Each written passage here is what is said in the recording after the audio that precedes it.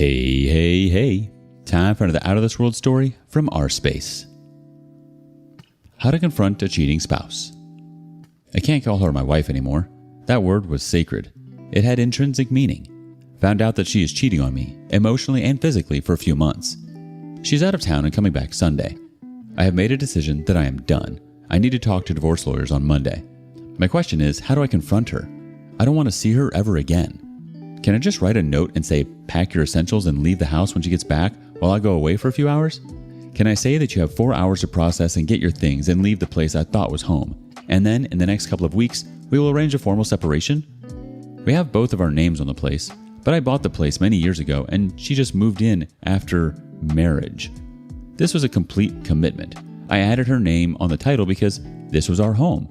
Would asking her to leave the house be illegal as she has her name on it too? Ask some questions, get some answers from the community.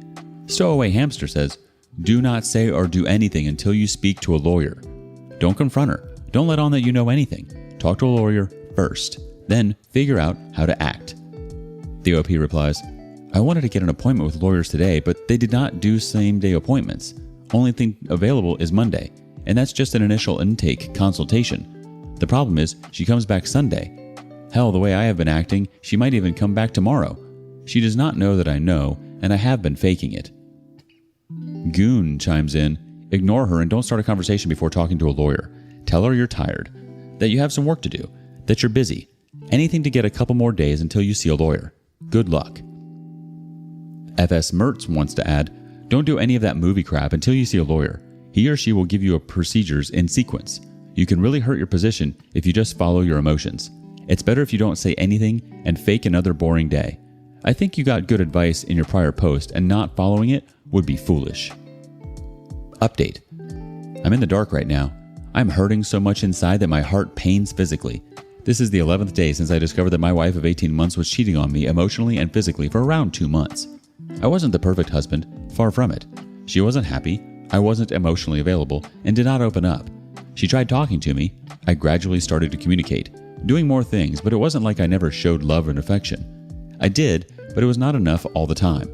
She started spending a lot of time on her phone talking to this guy who was at our wedding. His wife had cheated on him and divorced him. He was there to talk to her. She had harbored some negative feelings against me from the time when we were dating. She wouldn't let it go. She did not remember all the things I did for her. Instead, she chose to remember the things I did not. There were many times I would just not be able to communicate to her because her silent treatments were just too much. I wish that I could go back and correct all those things I did wrong. Wish she told me that our marriage was at stake. I would give anything for her and our relationship. I found out and filed for divorce, and she moved out 2 days ago. I have spent the last 11 days in the worst possible way. I have paced in the backyard for 5 hours, screamed my heart out, bawled, gone without eating and sleeping for 2 days. Now only eat once a day, sleep for 2 hours. I don't know how I can go along like this. This pain is way too much to bear. I thought it will get better with time, but it keeps getting worse. I know I can't kill myself because I can't give that pain to my parents and brother, but I also cannot keep going like this. Have a normal life and job? I don't know what my future holds now. Update. Surviving after wife's infidelity and gaslighting. I believe I owe an update to this community. Background. On December 1st, 2022, I found my wife's Apple Watch and messages between her and our friend, who was her friend before. This friend was at our wedding with his wife. His wife was cheating on him with her coworker and ended up marrying him. His divorce was finalized around March of 2022. My wife and him started talking more after. I asked her about it, and she said he is going through a divorce and is depressed, and I am just helping him. I had no reason not to trust her because our marriage was great. I loved her, she loved me. At least I believed. She even helped him set up his dating profile late in the year so that he can move past his wife. Later in 2022, late September, early October, she tells me that our marriage is broken, and for it to work, we will have to restart, and that she doesn't want to have kids when we had clearly talked about it. This was a total surprise. I tried very hard to make her happy, do everything I can think of that she will appreciate, while she is acting strange and strange every day, and making me think our marriage is bad because I don't ask her questions about her, what she is feeling. I thought to myself, maybe I'm not a good husband. First week of December, we were supposed to go to this concert in Johnson City, Tennessee. She says she doesn't want to go because she doesn't like the band and she has always done things that I have wanted to do. We plan to go to her parents' cabin in Southeast Ohio and drive separately so that I can go to Tennessee after that. While we were packing together, She decides that she is done packing and says she is leaving, abruptly, says bye without even looking at my face and leaves. I still think, okay, maybe we'll spend 2 to 3 days alone at the cabin, do our favorite hike together, and things will be good. I find her Apple Watch being charged and pick it up to send funny messages to myself, but then I see a notification or message, don't remember, and I open the conversation between them and my heart sank, and it physically hurt. Update. I filed for divorce on December 6th after confronting her on December 5th and finding that she is justifying her cheating. I later learned about the word gaslighting. I asked her to move out, and she did. It pained me to have to see her moving, going through the trouble. I was so worried, where is she going to go? This was her house, and she left hers to be with me. But I was not going to leave my home either.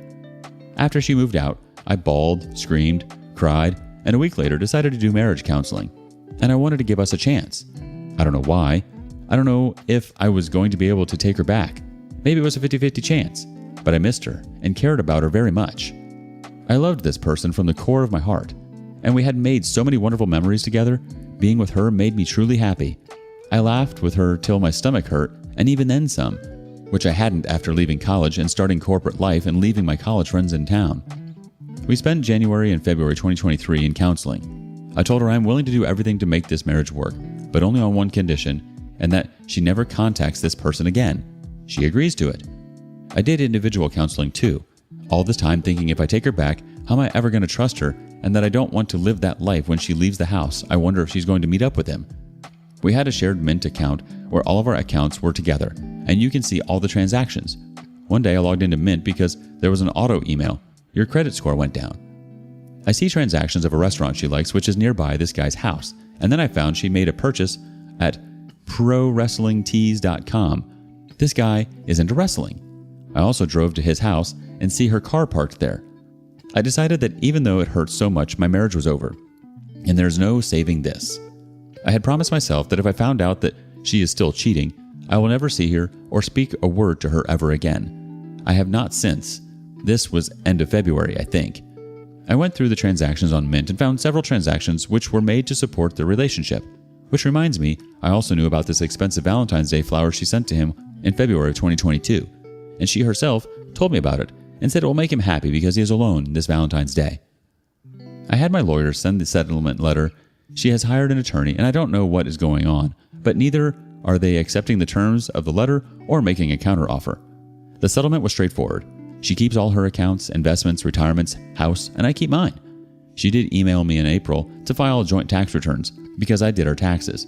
I ignored it and filed it single separated. She asked me to take over one of the utilities, which I did immediately. I have made myself busy in the last 3 months. I've done some projects around the house, traveled a bit domestically, and went to Patagonia to do the wife trek, do things outside, walk a lot, but there are times it becomes very lonely. I almost cry. I have dreams where my house is on fire, or someone is stealing from my house, or someone is attacking me and I can't move to stop them. I think about her every day, and I like to say her name every now and then. I still love her. I pray to God that she is happy and safe. I also tell myself she is not the same person you loved anymore. I think someone made this comment in my previous post, and I think it's true, and that I have lost her in a way. I don't know if I will be able to ever trust someone in a relationship which I don't have any interest in anymore. I do wonder if I will be that lonely old guy. But I am doing better than I was in December and January. I thought it was the end, but there's so much to life, and I am so lucky to be able to experience. I am going to Colorado a couple of times in the next few weeks and hoping to get some great hikes in.